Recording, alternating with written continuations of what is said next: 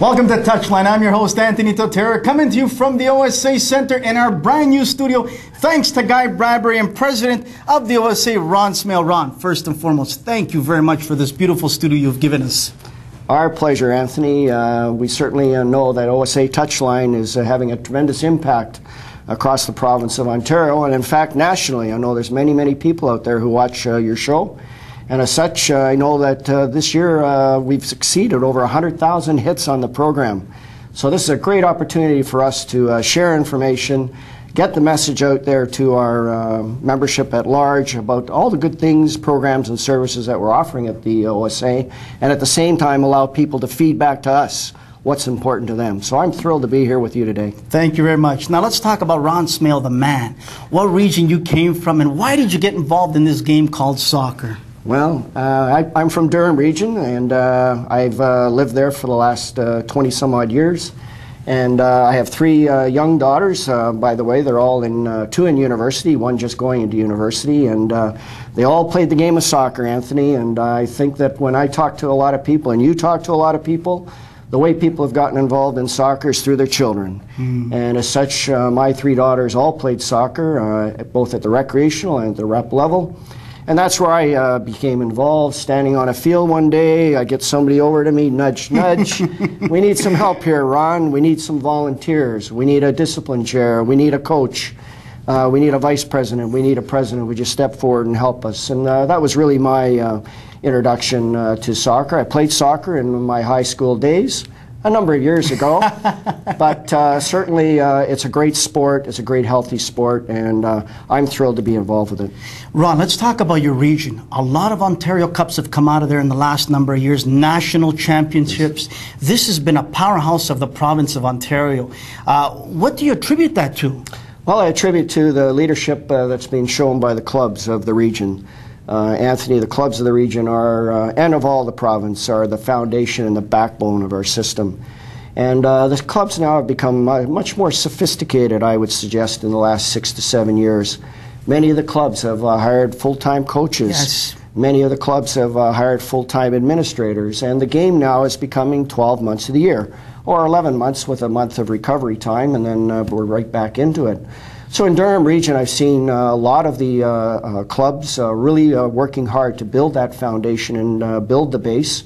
And I've seen a lot of what I'll call team play or interaction or interface between the clubs.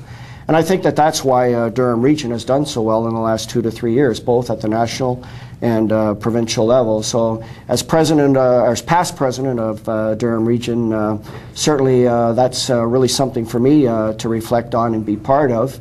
And, but having said that, I know there's a lot of good regions and a lot of good districts in the province, and I know that we are a very strong province. So again, you know, it's just a thrill to be part of that great process. And that's great to hear. Now, Ron, let's talk about, you've done a lot of traveling in this province in the last number of months. You've gone all over this province to have special board meetings. In these board meetings, Ron, that you have gone to, what has been the #1 response or the #1 question that people come and ask you after these meetings are done? Well, I have been doing a lot of outreach. Basically, I'm at 238th day of my platform or my election to the presidential role, into my 8th month. And it was very important to me, Anthony, when I was given this responsibility. I wanted to be accountable to the membership, and I believe the only way you can be accountable to people is to visit and see them face to face. Create and humanize, I think, what is important, humanize the association with the membership. Too many times we become too separated or too far apart, and I really wanted to get out there and have them touch me and me touch them, and be a listener, not telling people what to do or how to do it, but be a listener, and then feed back that information to the board and through staff, and from that hopefully develop and improve our services and programs. With respect to the #1 issue that I'm hearing out there is the issue of communication. We need to do a better job in communicating with our membership. You know, we have you know, over 385,000 people playing the game of soccer, and you know, we got over 20,000 coaches. We have over 10,000 referees. And when you think about it, there's people out there who are looking for services and programs. Yes. And when they send in an email or they make a phone call, they want to talk to somebody. They want to be and listen and hear someone. So that's what I'm hearing, and Guy and myself and staff and all the board, we're cognizant and aware of that. And we're going to move forward and hopefully develop some new technologies, bring some new technologies. This is a great technology here, whereby we can bring some quarterly updates. We have our websites and we have those types of tools available. But I think that's really been missing here at the OSA is that face-to-face touch, that contact. You got that right. And I want to expand a little bit about that, Ron. Is talking to the people out there on the fields and in the indoor facilities now, is they just want that phone call returned. They don't want to wait 5, 6, 7 days a week. They just want that question answered, whatever it might be. And I think if what you're doing and Guy are doing, people can appreciate that finally that they're being respected back. I agree. I mean, people have spoken to me and they said, I've been up as far as Sault Ste. Marie. I've been as far west as Windsor. I've been as far east as Ottawa. And I've done 9 district visits to date. I've done half a dozen league visits to date. In fact, this weekend I'm out in East Central tomorrow, and I'm out in London on the Sunday. And so this is important to me, and I want to continue that process and enhance and embrace the membership that way. So we're going to continue that. And I also want to say that the executive committee and the board are doing it the same. We are a much more interactive, engaged board than what we've ever been. And I believe and I hope, and if my hope isn't right, Anthony, I want people to write me. I want people to tell me the truth and to be open, transparent, and honest as we move forward. Because we have a tremendous resource here in the province of Ontario. We've got great people in the game, and I think we can move this game to much, much higher levels than what it is So you're not afraid of criticism if it's warranted, and you're not afraid to answer the tough questions if people call and they want to speak to Ron Smale. Is that correct? That's correct. Okay, I have no problem answering the tough questions. But what I do ask and what I do demand as an individual is I demand respect, and I demand some civility when people are asking and directing those questions to us. The OSA, it's a big, complex operation. It's a big, complex association. With 21 districts and, over 600 clubs, that's a tremendous, tremendous responsibility for staff to interact and interface with them each and every day. And I know that at times they're been put under tremendous pressure to respond in a quick, timely fashion. And I believe that they are doing the best that they can. But I also think at the same time there's many, many people in this game who can be assisting and supporting as well. There's many other avenues to pursue, not just staff. There's all kinds of experience where you can get that answer, get that correct answer. But certainly, I've been out and I've had people come at me pretty hard, Anthony, about some certain issues, and I'm sure you'll have them on your agenda today to talk about. And that's okay. It's not about Ron Smale. It's about a process. It's about a program. And I want to be a conduit. Guy wants to be a conduit. All the staff want to be a conduit, our board, etc.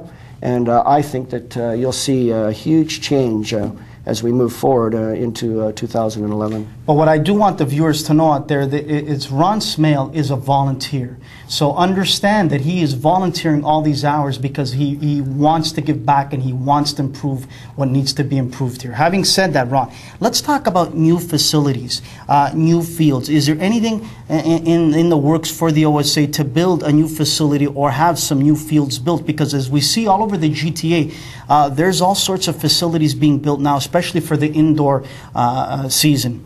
I know when we look across the province, for us personally, from an OSA perspective, we don't have anything immediately on the horizon.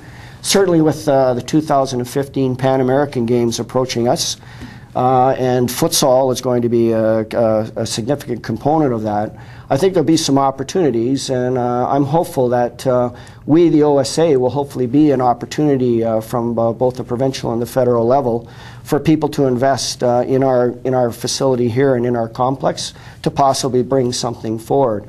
On a closer time frame level, we don't have any specific projects that we are pursuing at this time, but I can say that there's a number of districts who have a lot of good programs happening. I know up in North Bay there's a new facility being built, 2 turf fields.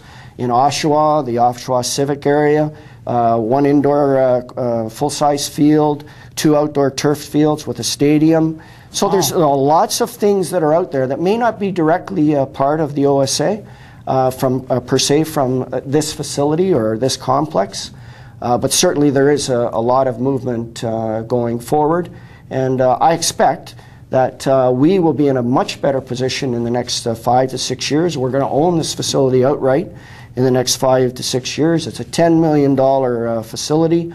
We're going to be in a position where we can invest in our districts, or our districts will be able to come to us, our clubs, our membership will be able to club to us. And I think that's the time when you'll see a whole issue of facility change and how facilities are financed and managed. So I view it as an exciting time. I see a lot of good things happening out there. I want us to stay positive. I know we don't have enough fields, Anthony. I know that the game is now 12 months of the year, and so we need to look for more opportunities moving forward. But I also think, Ron, that the province of Ontario needs to step up to the plate and start helping out the OSA, not only the OSA, but different clubs. I've been all over this province, and especially in the GTA in Southern Ontario, some of the fields here are in horrible shape, absolutely horrific shape to play for the kids. What is the OSA doing in relationship with the province? Is the province listening to the parents who are taxpayers? Because we hear when the hockey parents scream and yell, things get done. Again, I want to say that staff is right there with the province, both at the provincial and the federal level, and at the municipal level. I know also that our district presidents and our district representatives are also working closely with their municipal politicians. We just come through a whole month of new elections. We have all kinds of new people who are now at the political level, who maybe, Anthony, aren't aware of the game of soccer, never played the game of soccer. And we've talked about this at the board level, that we need to get our message to them. Yep. And so that's, again, part of this outreach program, visiting our political offices, letting our political leaders know how much value this is to the game, how easy and economical it is for kids just to go out to a field and kick a ball around, not a tremendous amount of expense, and lead healthy, very enabled lives. And so yes, we will continue to do that and work as hard as we can in lobbying for more provincial dollars and more federal dollars. Very quickly in this first part, Ron, before we close it out, talk about some of the new technologies that are coming. I got to witness something that was really unique and fantastic with my own eyes. It's the size of a little visa. Yeah. Tell the viewers out there what it's all about. We're looking at some new technologies. A lot of people have come forward to us to talk a bit about the books, the player books, Anthony. They get torn, they don't get updated, you know, they get damaged, they get rain-soaked, all the rest of it. Ottawa District, under the leadership of Wayne McDougall, our current treasurer, but president of EODSA, they brought forward a player card or a registration card, and we're looking at that technology now. We're hopeful that we can maybe adapt some of this smart technology to our game, whereby you swipe and maybe there's some type of reward system or there's some type of a promotional system whereby we can invest back into the clubs, invest back into the districts as a whole. So you will see some new technology coming forward. Ron, in our second part, we're going to tackle a lot of different things. We'll talk about Ames, Randy Reagan resigning, and so many other things. Thanks again for joining us here on Touchline.